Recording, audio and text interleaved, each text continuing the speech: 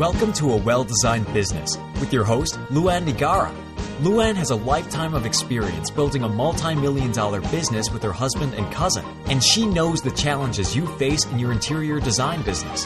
LuAnn brings you real-life answers to your most pressing problems, as well as practical strategies to explode your interior design business. So, let's get to the business of interior design. Hey everybody, welcome to another episode of A Well-Designed Business. It's Power Talk Friday. I have Jan Bowen with me today. Hi Jan, how are you? Hi LuAnn, I'm great. Thanks. How are you doing? I'm great, and I'm happy that we're doing this podcast together. We have been connected through Carol Cox, who, as everybody knows, if they're loyal listeners of my podcast, she is my speaking coach. She's also Jan's speaking coach. And if this is a first time to the podcast, Carol interviewed me for my 100th anniversary episode of the podcast, and I've also been on her podcast. So Jan and I got to know each other through Carol's Facebook group. Speaking Your Brand is her business and her Facebook group. And we sort of hit it off because, we're like feathers out there, Jan and I, and we had a lot of things in common, and I've come to respect her very much. And we decided to do a Power Talk Friday. And before we get into our topic, I'm going to share with you a little bit about Jan. So Jan is an author. She's a keynote speaker. She's a catalyst and a thought leader. And the central theme of her work is alignment. She talks about work aligning life from the inside and the outside, okay? She is passionate about helping people live their lives fully, and she does this through her work as an author, a coach, a public speaker. There I go. Can't say public speaker, right? And you are the founder and the principal of Strategic Solution Services. I have to say, I could keep going on about your bio here, but I have a feeling that it's mostly going to be brought out in the conversation because the little bit I've gotten to know you, I think it's going to be really clear. And you and I could talk about several different aspects of the coaching that you do. You do leadership coaching. You work with teams. You work with individuals. And we talked about, because you also shared with me that you listened to the podcast, and we talked about how intuition has come up on my podcast a lot. I've had a lot of guests that have shared a critical moment in their personal or business life, and they needed to react to their intuition. And I've shared how I am a huge believer in intuition, and I've spent my whole life from childhood cultivating that intuition. But what I have said on the podcast before, Jan, and I shared with you is there's a lot of things that I know how to teach, and a lot of people are good at a lot of things and are good at teaching it, and then there's people that are good at things and don't know how to teach it. And when I sat and thought about it, I said, you know what? Teaching how to follow your intuition and teaching how to cultivate your intuition wasn't something that I could actually say that I could break down into really actionable advice other than, come on, just do it. It's like, and so there's a lot of things I could teach people about, but I just felt like, well, I feel like at this point, since I was taught at such a young age from 10 years old, that it's so instinctive to me now that I wasn't sure that I have the language for it. And I know that you do. So we decided that we would talk about that because it relates all into leadership training and interactions with our clients and everything. So tell us a little bit about, just to start us off, how do you want to take this topic, and how do you want to set the stage for us with this, Jan? That's always the tricky part, setting the stage, because it goes so far back. And to your point, it is something that I didn't always know that I knew how to teach, right? Because it was so instinctive to me. I didn't realize how well I knew it. And I'll tell a story that sounds a little bit dramatic, but I was struggling at one point with knowing what it was that I should, quote unquote, do with my business. And I was doing my regular things. I was coaching and I was doing workshops and all, but I just felt like there was something more and that I was supposed to be doing. to get more of a sense of satisfaction. And my intuition, and I'll share what I think in terms of what it is, but my intuition comes to me in various ways. And some of them are subtle and some are not subtle at all. And one of the ways, when I'm probably not paying attention to the more subtle ways, is I do hear voices. And they can be quite humorous, or they can be quite insistent. And they'll wake me up in the middle of the night, and to the point where I'll ask my husband, "Did you hear that?" And he'll say, "No, that was for you." But this message was, "Don't pretend you don't know what you know." And it was a message that was very resigned. Like, how many times do we have to tell you? Don't pretend you don't know what you know. Okay. And at the same time in my life, I was getting a lot of questions from clients and from friends and from colleagues about my intuition. How do you know that? What's that about? And so then I knew how well I really did understand intuition. And when I was answering people's questions, it just came so naturally to me. I understood that I had the knowledge to teach it and not just use it. Okay. And so where do we start with? I mean, if I were going to start with it, I would, go back and through the different things that I've done. But again, it's not step 1, step 2, step 3. So I would have to search my memory and think about it and go, well, that works. And that's it. So what do you do? Like, so somebody says to you, Jan, how do I develop my intuition? How do I cultivate it? How do I learn to trust it? What are some of the things that you start out by teaching somebody? Okay. So I developed a course that's actually in revision stages right now. And in the course, I laid out a whole platform for making it comfortable, because I think the first thing that stops us is a fear. And the fear often comes with how we think of it. And the first fear that I encourage people to get over is that intuition is as simple as understanding it's information we already know. And that's why I refer to it as, how to hear what you know. I love that line. How to hear what you know. I love that line. That was like a "you had me at hello" line when I read that on your website. Yeah, it's not something spooky. We get spooked by things, and then we don't want to go any further. And then I think it takes examining what our personal definition of intuition is. And this is where I leave it to the personal definition. Some people think intuition is the voice of God. Some people think intuition is, gut instinct. Some people think intuition isn't God, but they're angels or guides talking to them. It doesn't matter what you think it is. Okay. The fact is, intuition exists. It can be scientifically measured.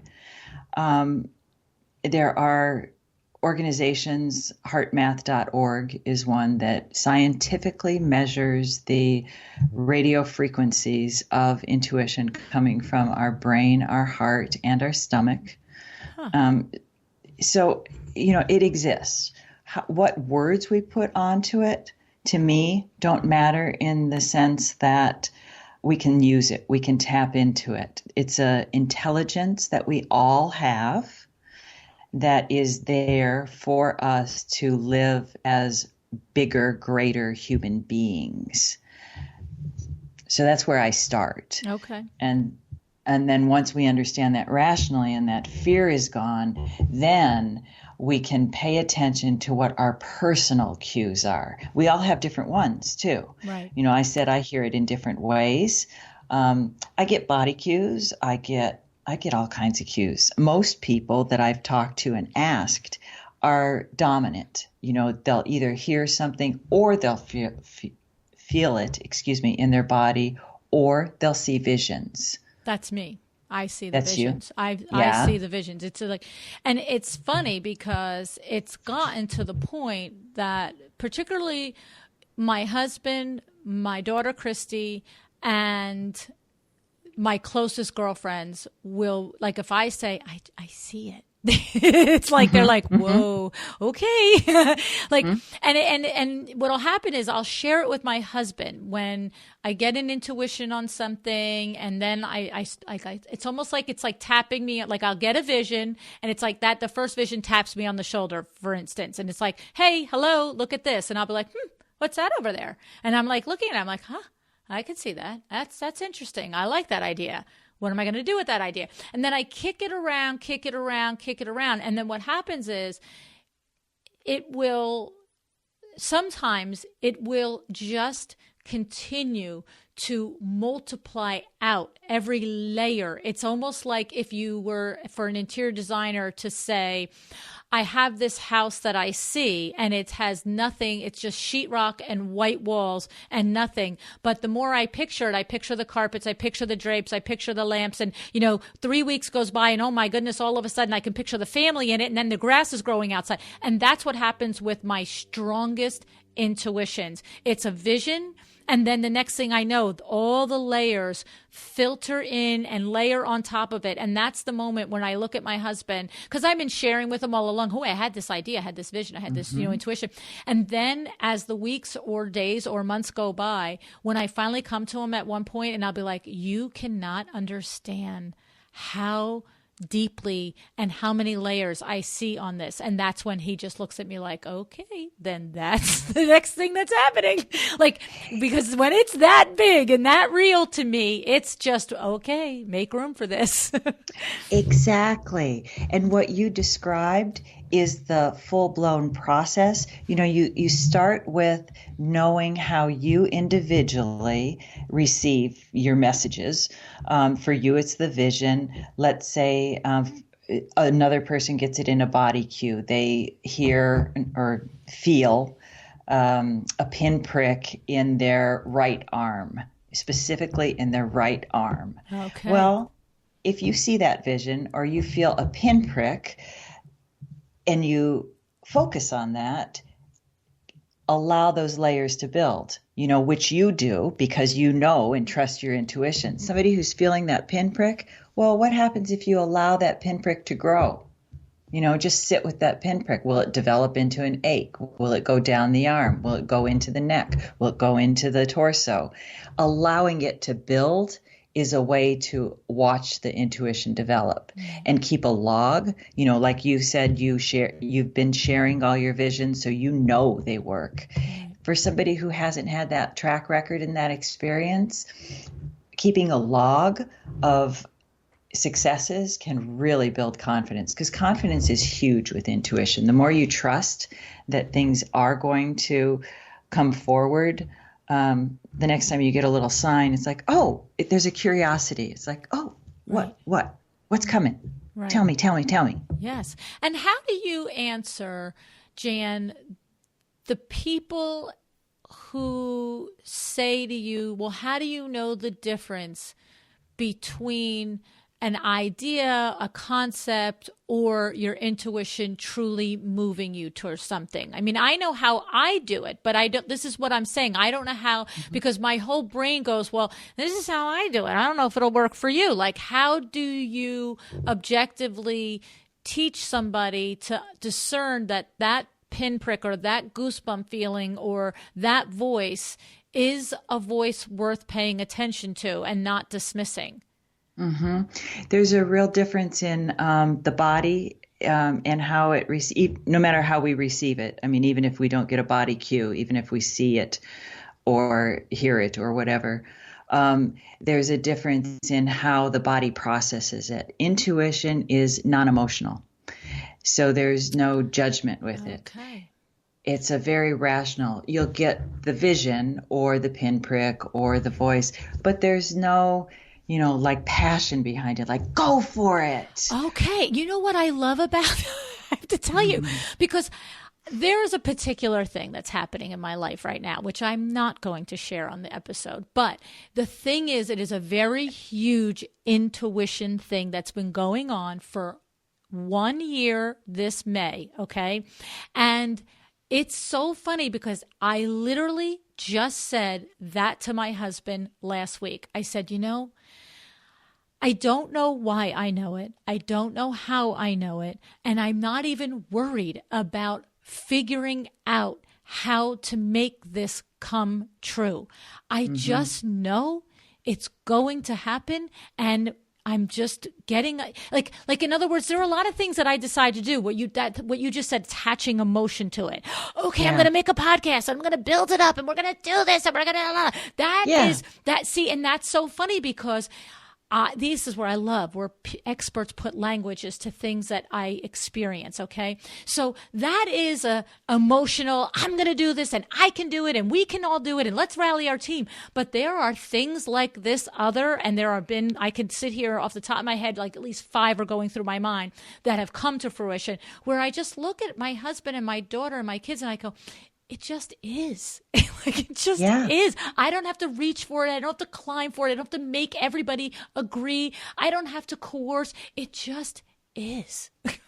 Exactly. I love it. I didn't know that the non-emotion part was part of the component of identifying it as an intuition as opposed to a wish or a dream, because that's what I think a lot of people think about me. They're like, Lou, if you wish for something, you just always make it happen. If you dream about something, you're just so intentional, and you're just such a go-getter that you figure out a way to make it happen. And a lot of that is true, but there's other things that fall into this category where I'm like, no, I just know it. See, and I understand what you're saying completely, because I think when you have that confidence that intuition helps you build from living an intuitive life, that passion is part of it. You have that success, that confidence that comes from it, that gives that energy. This is part of the leadership end of it. Because you have that success, it contributes to the energy that you can apply to some of those projects that are ideas. So you can then put your energy into your ideas, like your podcast, or, like a passion project of any kind. But it doesn't mean they're all intuitive insights. Right. Yeah. That's the thing. Like, there's some things that I just decide I want to do, and then I create a path to do it. And then there's other things that just come to me, and it's like, whoa, okay, universe, I got it. I got the message. I'm on it. That's it. That's it. Okay. So, all right. So now let's go back to somebody who's listening, who's maybe thinking, wow, that's awesome. I want to know the difference, and I want to know how to hear it, and I don't know how to feel it. I want to know how to tap into it. So we're saying that, is that where we start, Jan, where we say, pay attention? Maybe you didn't notice that you had the pinprick on your right arm, randomly throughout your life. And now you're like, oh, so is that first a self-evaluation on maybe messages that might be repeatable with different attachments to it, different intuition ideas attached to it, but there's been a pattern of things that you didn't attribute to a body, a sensory experience connect? Like, tell me, how would they start? You know what I'm saying? Yeah. First, always start at the beginning. I know. Well, absolutely.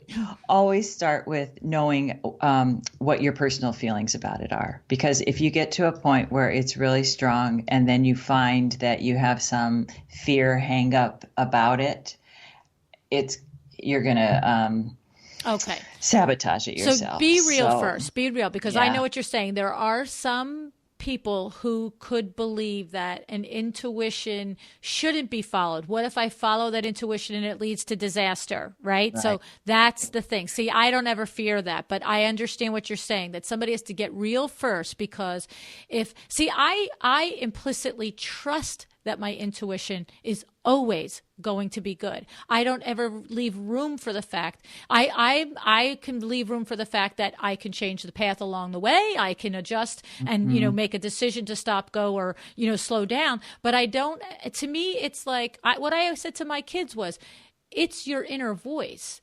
Your inner voice is infinitely knowledgeable about what's best for you. And it's absolutely, I feel like you have to actually contradict your inner voice to do something negative for yourself, to yourself. I feel like you actually have to consciously contradict your inner voice.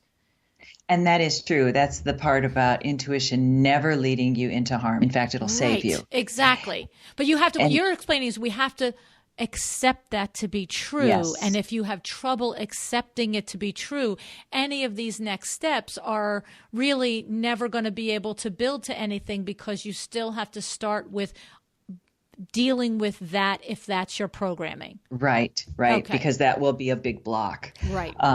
So you and I already agree on these things. So, we're talking of the same language, but if we're talking to people who are just a little doubtful because they haven't had the same experiences, that's the place to start. Just say to yourself, what do I think it is? Where does it come from? And do I really believe that? And how can I make it work for me and my life? Mm-hmm. Those sorts of questions are really what to examine. And then from there, it gets a lot more fun. Okay. So let's just say that you just said something in there that I would just repeat for a second, because I think that's logical. For me, a lot of times when I'm debating with somebody, negotiating with somebody, whatever it is, sometimes what I do is I actually accept their premise. So in that situation, if I were talking with somebody who was like, well, how do you really know your intuition could never lead you into harm? And I would say, well, okay, so let's accept your premise that it's possible for your intuition to lead you into harm. Let's say I accept it. Who's doing that? Who's in charge of that? Who's giving you that intuition? Like, is there an outside source that's is there some kind of mind control guy with a control, like sitting up in the stars, that's like saying, okay, I'm going to run you down? So that's the thing. It's like, to me, eliminate what. It has to come from inside of you. It has to. So how could that be bad? Short of being a psychopath. I mean, honestly, Charles Manson, of course, who knows? Maybe he said his intuition said to do it, cancel. But so, all right. So let's just move on because I believe that if somebody has a hard time facing the fear and just accepting that the intuition is your truest self talking to you, that's therapy, or that's a whole nother discussion. Like, I can't even, I don't have the skill set for that. So let's take it from anybody who's still listening to this crazy podcast right now is saying, okay, I believe it's a good thing. I believe that will always lead me to good, but I don't know how to cultivate it. Let's go from there. So then the next things that I think are really important to pay attention to, or what we touched on, is pay attention to where you get little messages. And it's really useful to keep a log, even if you're not a journalist, a daily journal keeper or anything. If you use a phone app, whatever, just jot down little ways that you get messages. And keeping track of them is useful because we don't remember how we receive things. We don't. We think we will and we don't. No, right. And looking back is key. It really is key. The patterns are what are so important. They're astounding when you'll see the patterns. They're, I'm going to use a dramatic word. I love drama. Miraculous. They're just miraculous. So keeping track of those in a log is really, really important. And things like synchronicities. You're thinking of something or someone and it comes through in a certain way. And the signs in the way it comes through. You hear a song where that message is there. You see a sign on a bus or on the television. Or I love this. You're totally validating my whole life right now. I wish all the people that think I'm crazy could be listening. I'm just saying. Go ahead. Or maybe we're crazy together, LuAnn. It could be that we're just a group of crazy people. It's fun. I'm staying in. Me too.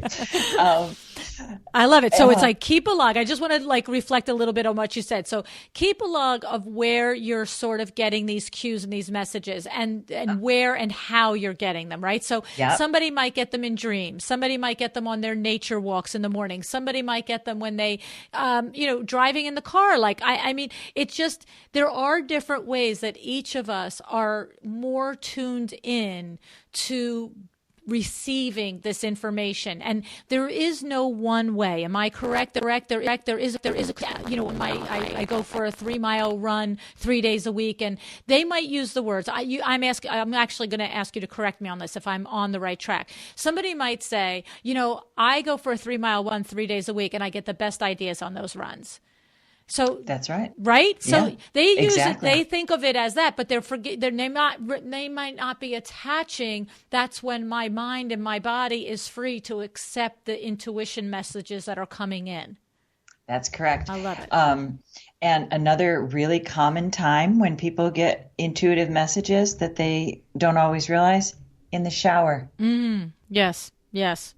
I love it. And so then the second thing that you said was to look for the synchronicities. And I love that. See, I love that technical term, because I'm going to go back to everybody in my life that thinks I'm crazy. And I'm going to say, these are just the synchronicities that confirm my intuition. Because normally what happens is I go, and then you're not going to believe it. I had this idea. And then all of a sudden, the next thing, I open up the newspaper the next morning and this happened. Yeah. And over time, they'll just look at you like you're crazy. And you get used to that too. Yeah. I have to say, what was the funniest story that ever happened was my youngest daughter, Christy, we were going on a college trip, me, my husband, and her, and we were going to look at James Madison. We were making like a middle Atlantic states college trip. And we were going to look at James Madison and I don't know, a couple of others or whatever it was. Georgetown was not on our radar. Of course, Georgetown was on our radar because it's an amazing school. But we were like, I don't know about Georgetown, right? Well, the reality is that this series of events happened. We were leaving on a Friday morning for the three of us to go. She was invited to an invitational for a scout at one of the colleges. I don't know which one it was, in the Mid-Atlantic area for a softball tryout, right? So we were leaving in the morning to go to this, going to attach 2 or 3 colleges to this trip, plus this invitational softball tryout. The series of events, Jan, that happened that got kicked off on Thursday afternoon when a particular customer walked into my showroom to speak to me about a future project. I can't even tell you. But the reality was, by the next day, we had altered our trip, changed our plans, made an appointment, tried to make an appointment to see the coach of Georgetown softball, couldn't, decided to go in anyway without an appointment. And the long story short is that we then found ourselves at 3:00 the next day on Friday having lunch at a restaurant in Georgetown. And I just looked at the two of them and I went, "You're going to Georgetown." And they're looking at me like, "You're out of your mind." Like, seriously. And we didn't even visit the other 2 colleges yet or whatever. And I just said, "But do you know?" And I sat there and I said, 9 things had to happen in the universe in the last 24 hours in order for us to be at this position, having this conversation right now and being so excited about Georgetown. And what's so funny is, because these are the people who know me the best outside of my own mother, neither one of them, I should say both of them, just sort of smiled at each other and then smiled at me like, "Oh my God, could this really be one of her intuitions? Could this really be real?"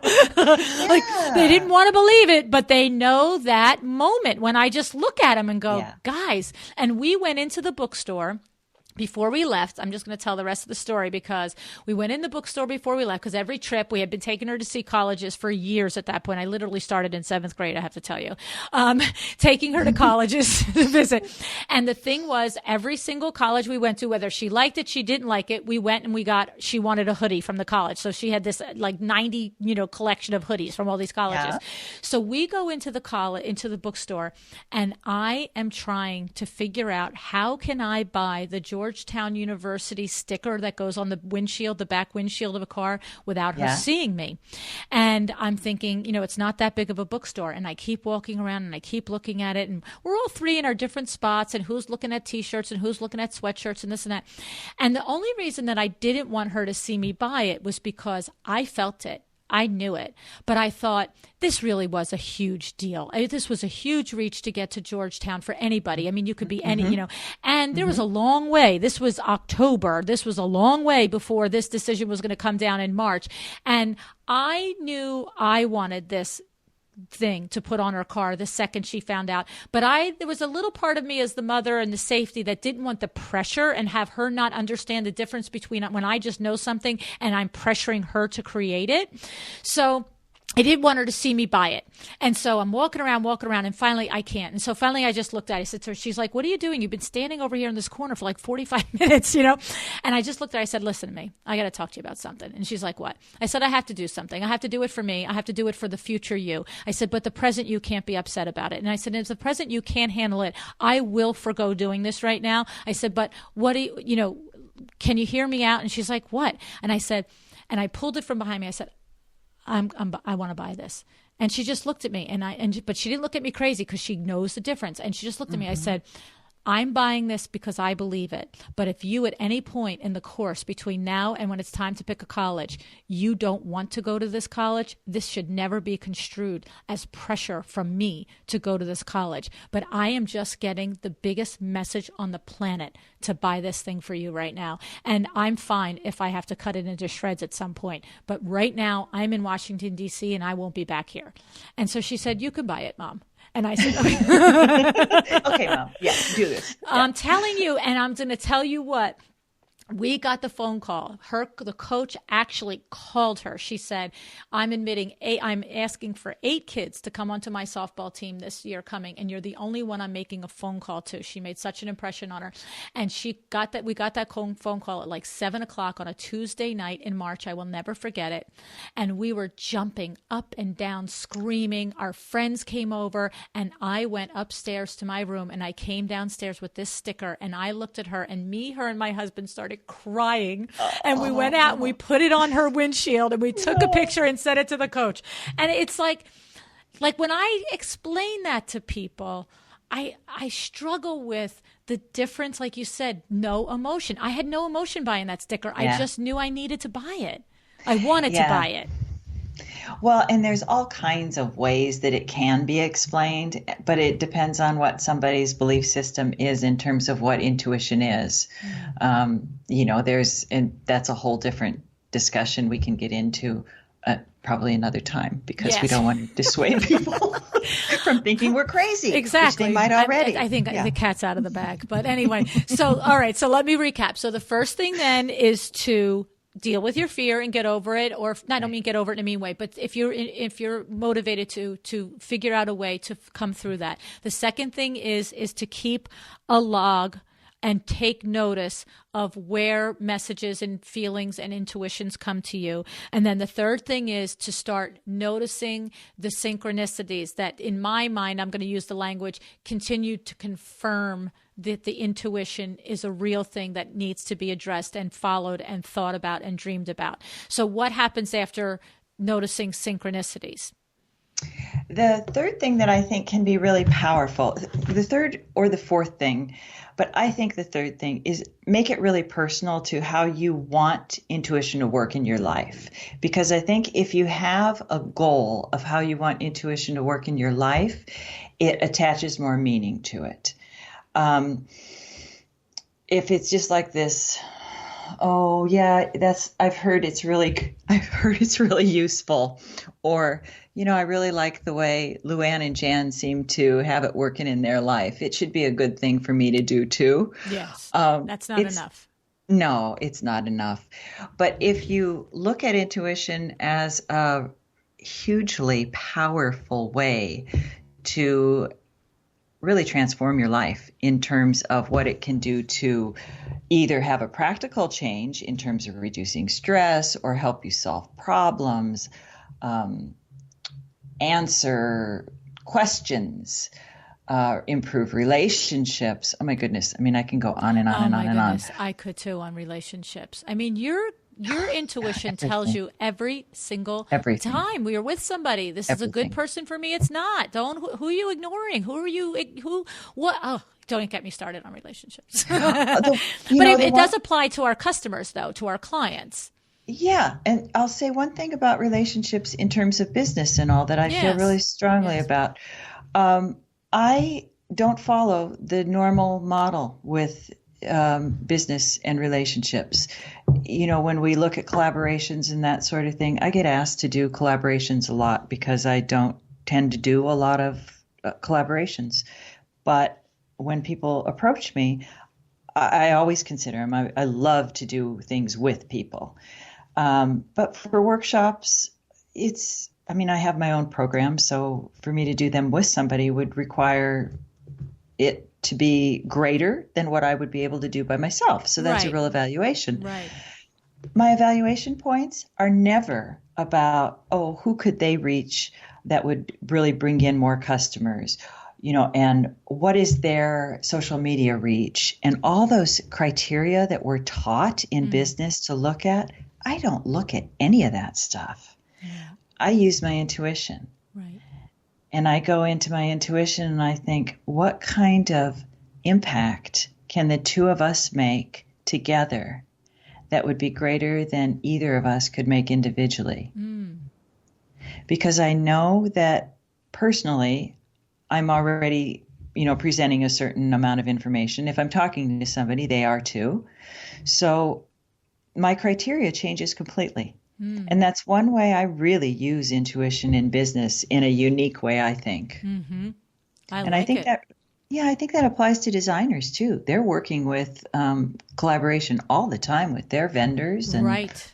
Yeah. Right. It's exactly right. If it has to be a win-win. You have to, both the designer and the vendor have to feel like they're both in it together and fulfilling each other and enhancing each other, and we have each other's back and know that what they do together is better than what they would have done apart. Mm-hmm. Mm-hmm. I like that. I like that a lot. Okay, I'm thinking about the different relationships that I have and the ways to express it to the interior designers. I mean, you've worked with vendors that you feel like maybe don't respect you or marginalize your ideas. That's not a fun place to be in. No, it's not. And in terms of intuitive living, it's not the way that I feel we can all contribute to making our work have more of a message, because when we're working creatively, as we all do, I think that's one of our objectives at some level. Mm-hmm. Mm-hmm. Yeah. And so, I would say, intuition is very important for a business person in general, but probably even could be argued more so for an interior designer, because their intuition can be followed and cultivated for not only the business side of their business, but also the creative side of their business. And, I have been in the presence of an interior designer where they have come up with an idea for something, and I'm just like, you're out of your mind with that. Like, I don't, why are we doing that? How am I going to make that happen?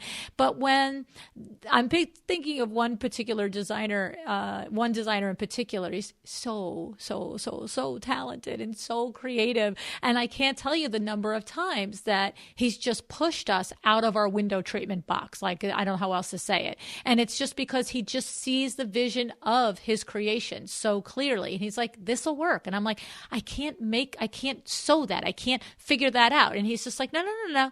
We got this. We're going to figure it out. And he always does. And he always pushes us out of our box. And I always stand back and look at the finished product and go, oh, my goodness. So that's another way for them to apply their intuition, to not discount an idea just because maybe a vendor thinks it might be too hard, or a client thinks that whatever, right? Mm-hmm. Yeah. So, and I think it's easier for someone in a creative field to think of practical ways to apply intuition. So when we're talking about, applying it, think of something specific that you want to play with in terms of developing to make it real. When we're talking, because we were talking about ways to make this happen. Okay. So, expand on that a little bit. So what we're saying is, as an exercise to learn to listen and hear the intuition calling, to just sit and start to think about areas of our business or our life where we're looking for information and lessons. Yes. Okay. Yes. Okay. So you're just sort of opening it up and saying, I'm open to receiving messages and information in relation to growing my business more efficiently, or, I don't know, being more creative in my selections or having a happier life. I don't, you know what I'm saying? Yeah, or saving time and money, or improving my relationship with my family, or maximizing new opportunities with vendors or clients or whatever. It doesn't have to be terribly specific even. Right. Or how about like attracting more of my ideal client to me so that I'm involved in projects that are more enjoyable in the process. Absolutely. Right. And so then what that's doing is shifting the log that you've been keeping track of, the synchronicities and the experiences. It's now becoming just a little more specific. Okay. So as you're keeping track of these things that are happening, you're now going to focus those events that are occurring in this area. Okay. So that's what you're doing. You're basically sending a signal to yourself that you're going to pay attention to messages that you receive. You're just not going to let them flit in and flit out and not notice them. Right. Okay. And you'll see them increase that way. Okay. Well, I have to say, I've mentioned to people before on the program how I was raised with the Silva method, and my mother and my aunt raised us with this method. And one of the strategies, one of the practices of that method is to, before you go to sleep at night, ask for your answers. And if you have a specific thing, maybe it is, I really want to, with intention, attract more of my ideal clients to me. Then you would literally lie down at night and say that thought. I want information, I want lessons, I want strategies, I want insights on how I can attract more of my ideal client to me, and this is so. Thank you. You know what I mean? Thank you with gratitude. Yeah. I accept all information from the universe, yada, yada, yada, and you just do it over and over again. And guess what? It comes to you. Exactly. I mean, it sounds like, it sounds crazy, but it's not. It's so real. It's happened over and over again. Yeah. So. And then I actually have like a 3-step that's a 4-step process that works. Oh, good. Let's hear it. Okay. So it's clear, listen, receive. And then the 4th step that I add to everything is you have to act. Yeah. Thank you. Thank you. Love just talking about stuff. That's it. You got to actually do it. Put your big girl panties on and get to work. Funny about that little thing. Exactly. I usually use the word decide. Decide to do it. Yeah. I'm going to try. That's it. No trying, deciding. Okay. So clear, listen, receive, and act. So run us through these, Jan. So clearing is when, all of us, no matter how pure, and I say that with a lot of humor, we accumulate a lot of clutter in life, both tangible and metaphorical. It's stress, it's clutter in our environment. It's just stuff that accumulates in our life. And in order to hear our intuition, to get that internal voice of wisdom that's waiting there to talk to us, we have to get rid of that clutter. It's the noise around our offices, our homes. Chatter, chatter, chatter is just everywhere. And I don't know how anybody can hear anything unless we get into that quiet zone.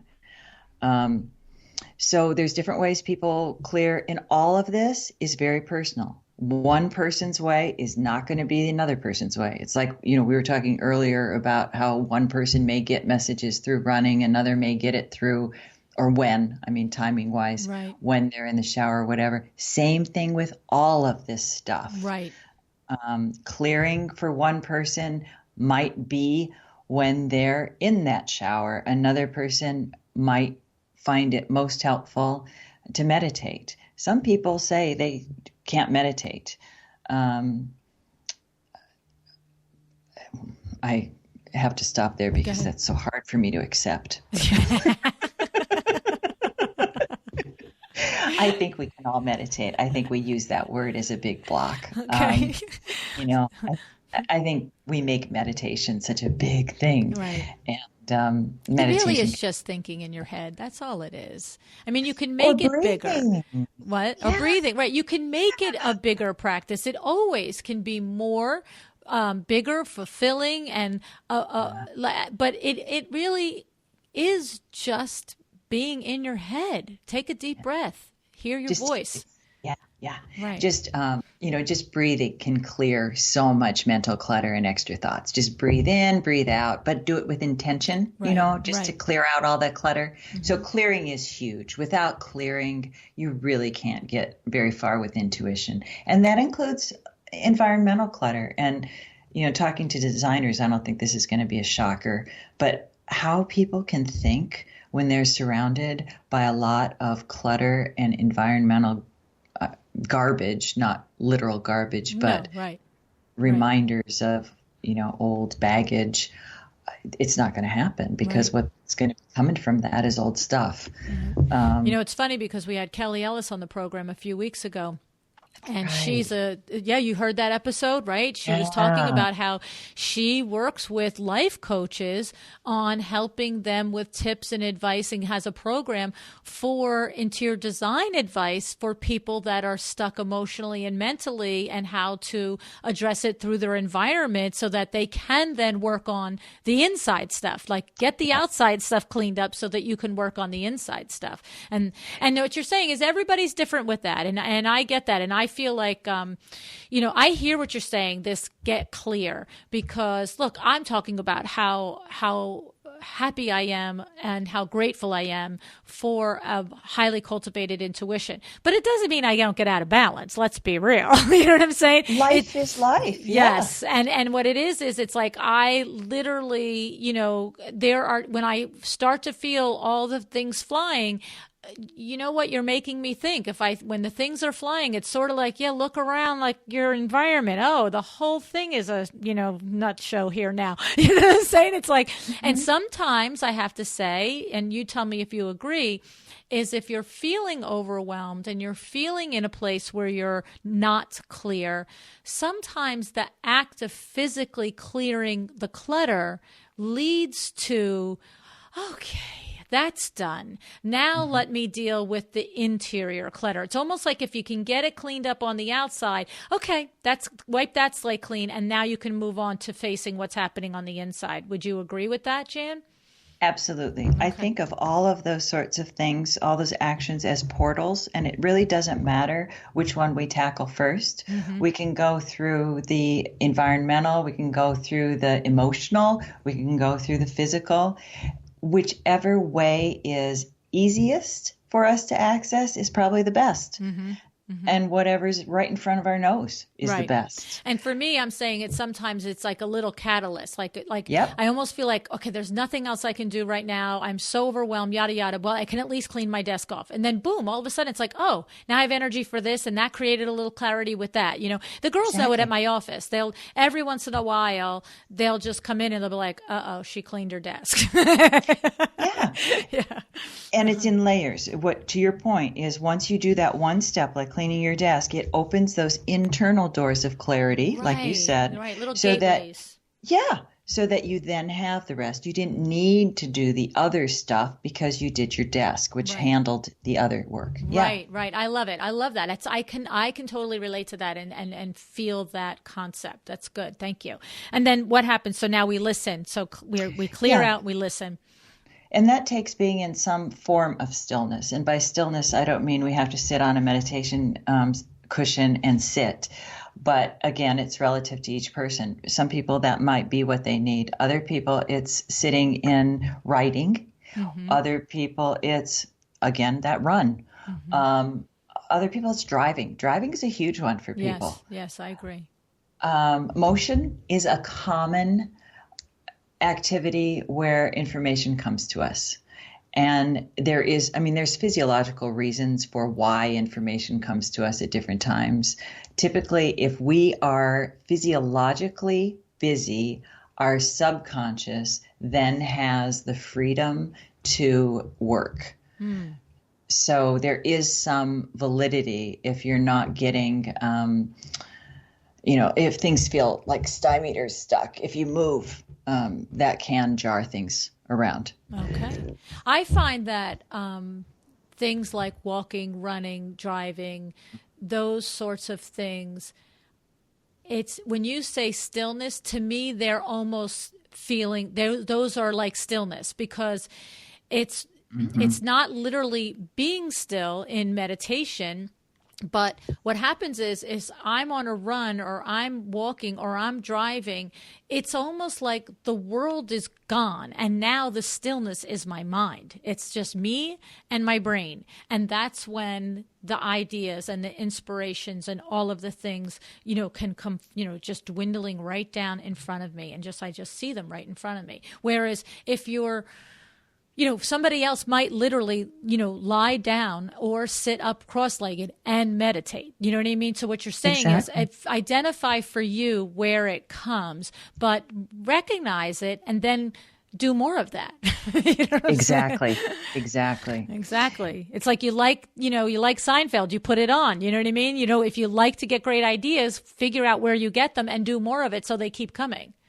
Yeah. And that point leads to receive. Let your intuition talk. We've already talked about paying attention to how your body and your system receives it. But listen to some of the other clues like language, because we get messages in all kinds of ways. Everything, I truly believe that we have all the information we need for every answer for every question that we ask. We have all the answers. I agree. Our bodies and the universe are just these perfect little packages. And we are just trying to decode it all. Mm-hmm. So listen to our language. I knew in my heart it just wasn't the right thing to do. Right. Well, our heart is a source of intelligence. It has incredible neurological and electromagnetic intelligence, as much or more than the cranial brain. It's telling us something. The gut also. There's all this information that we have accessible to us. We just have to pay attention to it.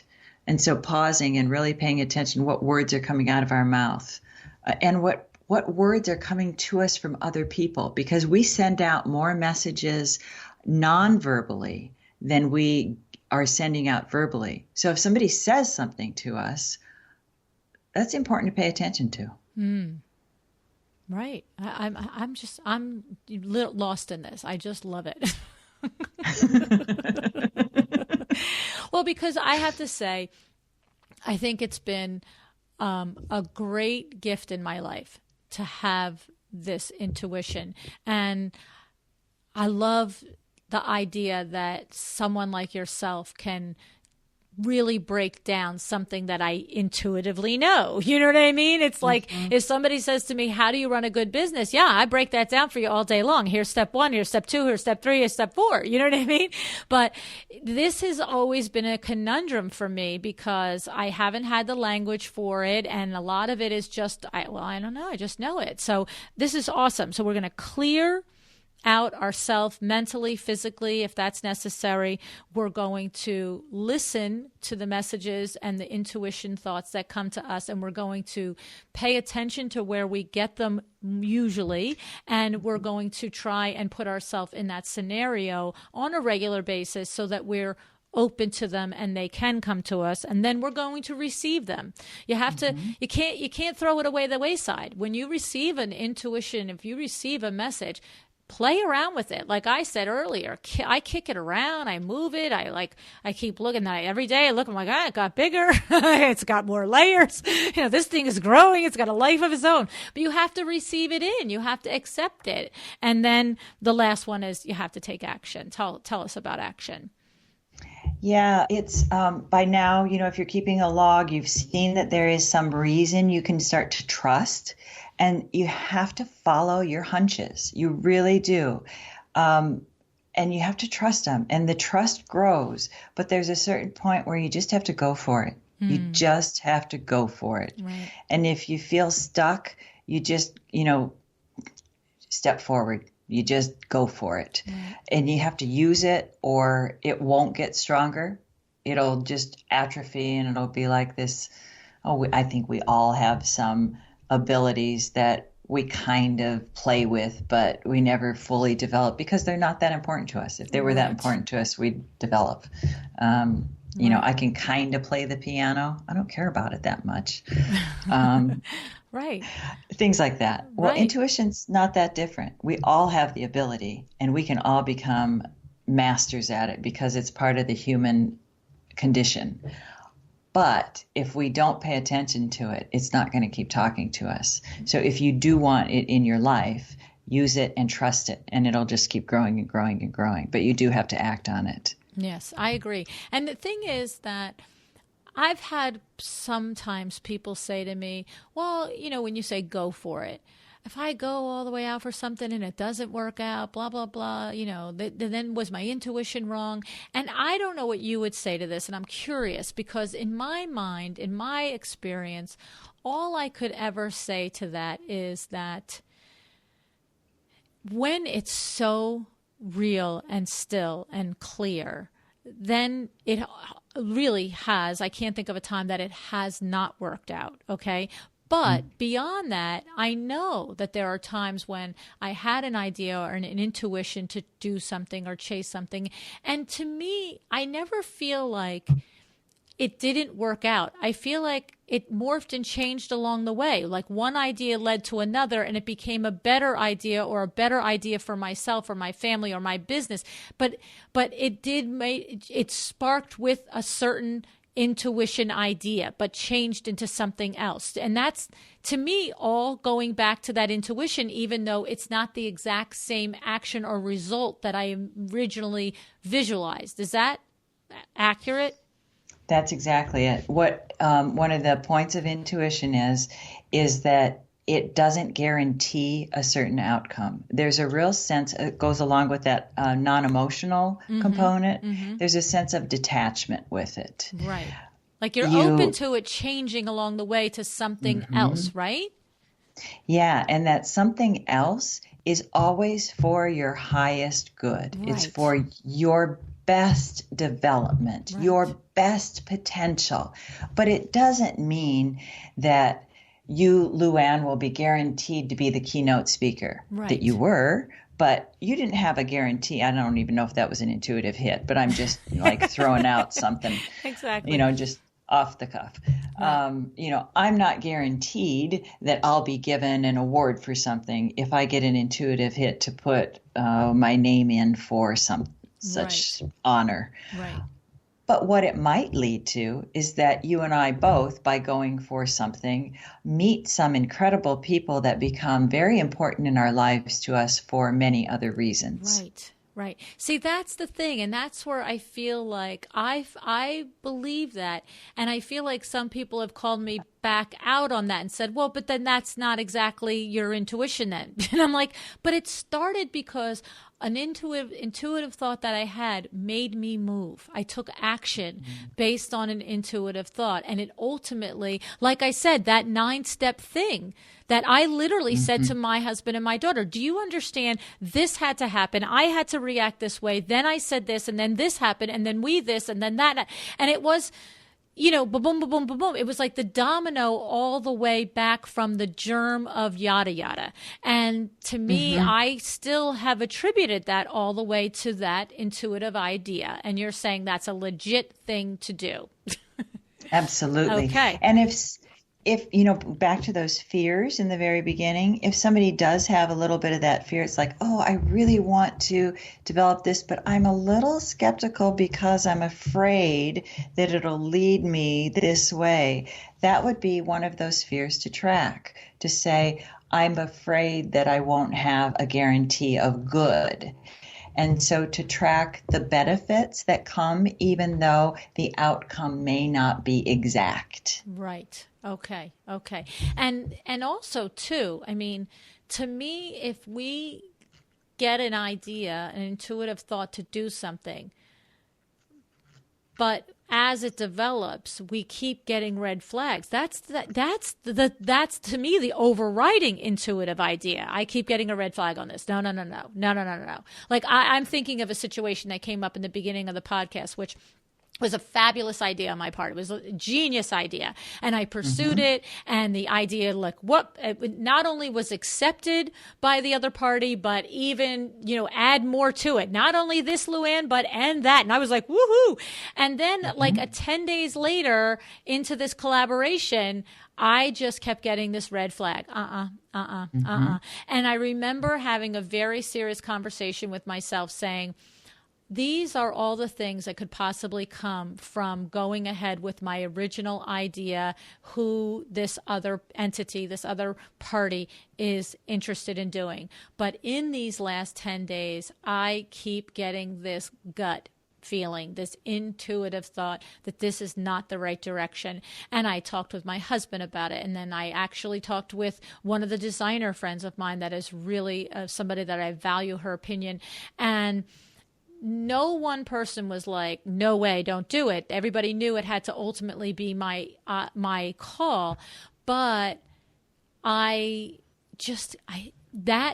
from the intuitive idea to do something, then the fruition of it, the intuitive idea to squash it was even louder. And that's what I did. And so that's another thing that people say, well, wouldn't you just say you should follow that first intuitive idea? And it's like, but it can change and you have to listen to that too, right? Right, because life is never straightforward. It's a course, and intuition will follow that course. So if you set along a path based on an intuitive hit telling you, this would really be a good idea for you, and you pursue that, it's going to change, and it's going to change even more if there are other people, like there almost always are, involved in something. We can't control other people, right. And we have no way of knowing what's going to happen in the universe with other people being involved. So what our intuition is going to do, because it's only interested in our greatest good, right, is help us continue on our path. Right. And it's going to continue to guide us towards that. And it's going to help us move along the way as everyone else adapts along theirs. So the most powerful question we can keep asking ourselves with our intuition is, what's the best choice here for me in the best outcome for all, for the highest good? Love it.